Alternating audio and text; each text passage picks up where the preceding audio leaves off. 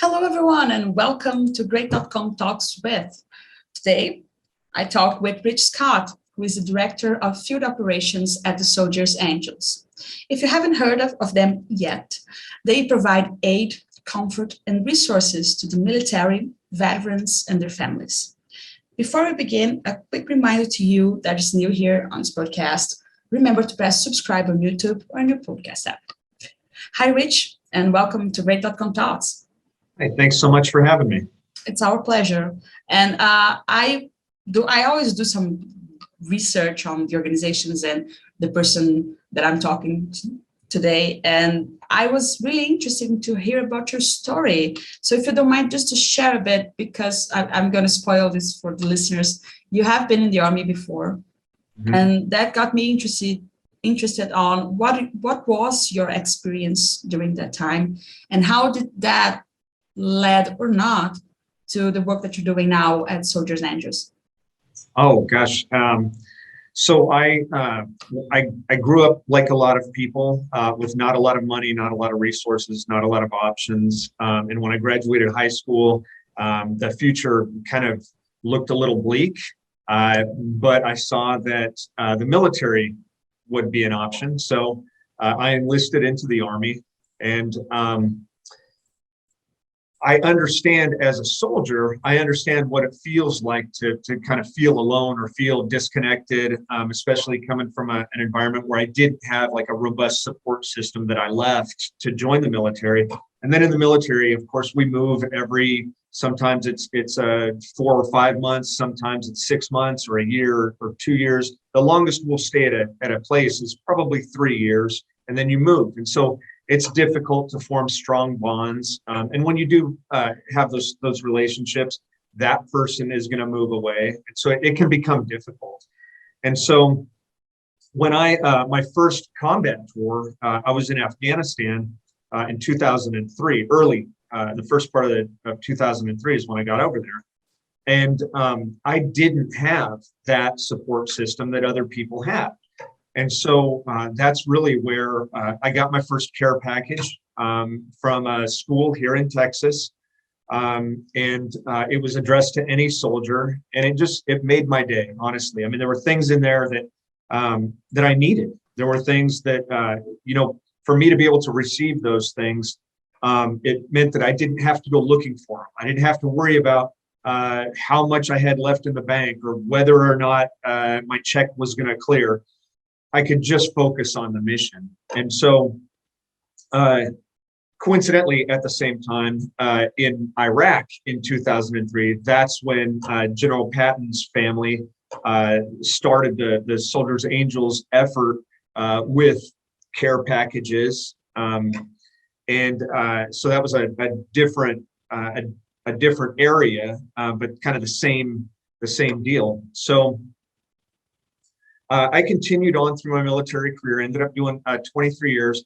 And then when I left, I realized that I was a bit institutionalized, just like somebody who's probably been incarcerated for 23 years. You become accustomed to that lifestyle, and there's a big challenge to try to reintegrate back into society. And so I understand what that's like to get out of the military and, again, not have that robust support that other people might have, to struggle to transition into the civilian world, because I did that. And so to be able to work with Soldiers Angels now, who is that support, who provides the aid and the care and the resources, I really identify that from the soldier's perspective, a soldier who is deployed, or from the veteran's perspective, somebody who's just struggling. And I'm very grateful that I didn't fall into homelessness. But I could see how I could have. I see how folks do slip into homelessness and who continue to struggle. And so I'm grateful that's where my passion for Soldiers Angels comes from, is because I identify so much with what we're doing. Wow. Thank you so much for sharing. I love to hear you talking about your experience, because that highlights so many things that I personally, as a civilian, I never served.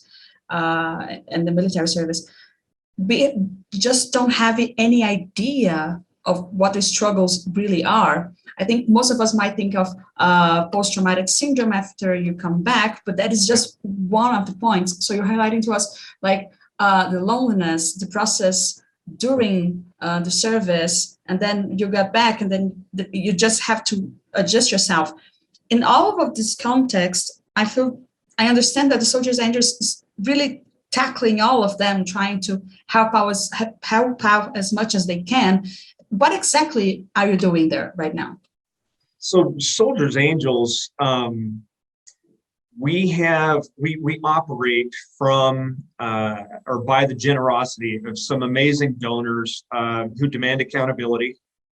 We have a phenomenal CEO who's an Air Force veteran herself, and she's a brilliant strategist and tactician. We've got amazing volunteers all across the country. We've got thousands of volunteers. We've got the largest network of volunteers of any nonprofit in the United States that's doing the work that we're doing, that's serving this population. We've got an amazing staff who loves coming into work every day and doing what they're doing. And so really it's all of those things that allows us to serve active duty military veterans and their family members around the globe, virtually and in person. We go so far as to serve, for example, we do virtual baby showers. So we can do a baby shower virtually for an expectant mother somewhere. We can do that. We have a deployed adoptions program right now where people can go to soldiersangels.org and sign up to be an angel, to be a volunteer who can adopt a soldier or a service member who's deployed somewhere around the world. Right now, we've got over 1,800 deployed service members who have registered with Soldiers Angels, and we don't have. We still haven't been able to match them all up with volunteers. So that's one of our needs right there. We serve homeless veterans. We have a food distribution for homeless veterans once a month in different locations across the United States. We've got the ability, again, based on donations and volunteers, to provide just a trunk load full of groceries once a month for veterans and their families. We work with VAs to provide a housing pack for formerly homeless veterans who are just now moving into their new place. Soldiers Angels provides them with a housing pack with several $100s with the basic necessities, just pots and pans and dishes and glasses and silverware and bedding. And it takes that burden off of their shoulders so that they don't have to worry about that. They can just focus on, how do I keep my apartment? I need to get a job. Well, let me try to get a job. And they don't have to worry about, what they're going to eat on. We've got a Valor IT program that serves wounded veterans, veterans who require voice-enabled software on computers, who maybe have lost, they might be an amputee, or they might have vision or speaking problems or hearing problems. So we've got the Valor IT program that provides computers to veterans.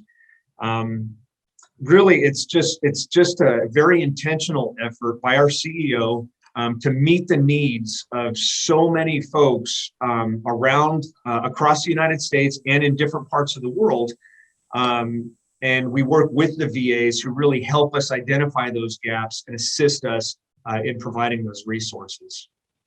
Wow, I'm truly mesmerized about the amount of work that you're doing and the level of specificity.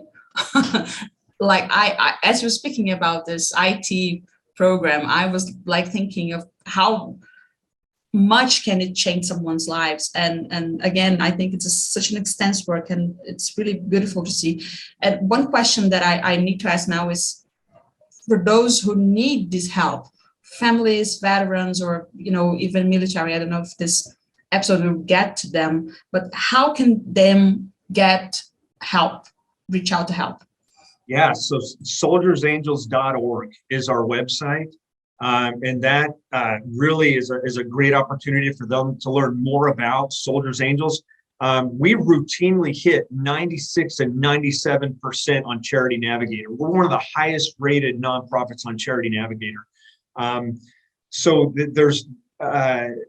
It's just a phenomenal nonprofit. It's a great website. Folks can go to soldiersangels.org. They can sign up to receive help, or they can sign up to be a volunteer. We call our volunteers angels, and they can serve in their community if they want in person in their community, or they could sign up to do to be a virtual angel and to reach people, in the country, somewhere else in the country or around the globe virtually.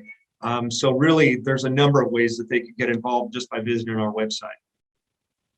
That's great. I'm actually gonna raise my voice here with you to talk about this website. Folks should go there. It's definitely easy to navigate, and you get access to all the programs that you have been developing there, and with in-depth information and truly how to get access. You can find, for the listeners and for everyone that is watching on YouTube, you can find the link for their website on the description of this episode. Now, my next question for you is, what is your vision for the future? I think maybe 5 to 10 years, what do you see yourselves in? Yeah, so our CEO, Amy Palmer, again, Air Force veteran, and who has just done an amazing job with trying to find out what are the needs of the people that we serve, of the active duty military veterans and their families. And I know that one thing that she's interested in right now is how we might be able to provide mental health resources, more mental health resources. And one of the things being considered within that area might be an outdoors component. Because she recognizes just the importance of, or the impact that nature can have on my population. It's healing. It's peaceful. I personally enjoy it, and I'm advocating for us to go into this direction because I see just the impact that it could have. We could offer activities with water, whether it's fishing, fly fishing, kayaking, whatever we can do to get folks out in nature, hearing the birds, feeling the breeze, at one with nature. I think it would have a really big impact on the people that we serve. That would be amazing. I agree with you. Just getting in touch with nature, it truly raises the quality of life of everyone, I feel, and that would be a wonderful step. And that makes me think of the challenges that not only that entails, but also you might have faced during this COVID period. I know, well, we're still trying to get out of the situation. It's still hunting us. But how did you manage to navigate those times? I think what Soldiers Angels does so well is they're very flexible and adaptable. So like I said, we can wear masks, we can interact with folks in person, or we can ship goods to different parts of the country or around the world. We've got the ability to reach people where they are. And so because of that, and because we've got so many people who are passionate about what we do, really that's how we've been able to do it. And then right now also, I know we're supposedly coming to the end of COVID. I don't know if that's true or not. Who knows? But we've got the situation in Ukraine, and so we've got folks deploying in that direction towards Europe, and those folks are signing up, and so we can also all of us can sign up to support them by sending them care packages through the Soldiers Angels website. Yeah. Wow, that's amazing. My mind hadn't gone there, and yes, it's so weird because I feel like this conflict has been mobilizing a lot of people and a lot of efforts to try and make people in there like at least safer in some point. And there is this aspect definitely. Wow. You just got me thinking about Yeah, this. Thank you. The population is there, whether COVID is around or not. You know, we're always going to have thousands upon thousands upon thousands of folks in need, and Soldiers Angels is on the front lines. I mean, we're there. We are the boots on the ground, and we're there. Our effort is to provide care, aid, and resources to those folks. And so, really, as long as that need is there, Soldiers Angels will continue to serve that population. That's amazing to hear, and thank you for that. My last question for you right now is, you mentioned that one possibility for folks to help is through volunteering, but what else can be done to keep your efforts going? Yeah, so we're a 501c3 nonprofit, and we rely on the generosity of people's time, their skill set, and their financial support. And so that's three different ways. Anybody could go to soldiersangels.org, and if you've got the physical capability, we would love your support to help us with our efforts. If you've got the time available, we would love to have you on the team. Or if you just want to contribute financially, that's something that we would sincerely appreciate. As far as programs go, right now our deployed adoptions team is something where we really could use some support.